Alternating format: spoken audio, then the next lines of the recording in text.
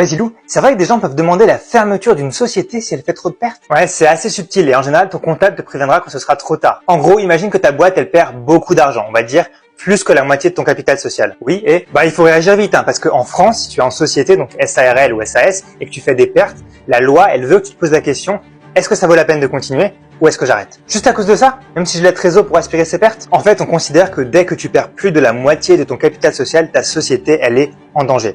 Ton capital social, initialement, il doit servir un peu de matelas de sécurité à ta société. Donc, si ton matelas, il est à moitié vide, il faut voir si ça vaut encore la peine de dormir dessus. Tu vois le truc? Bon, du coup, faut faire quoi? La première étape, c'est de réunir tes associés dans une assemblée générale extraordinaire dans les 4 mois qui suivent l'approbation des comptes où tu découvres cette perte-là.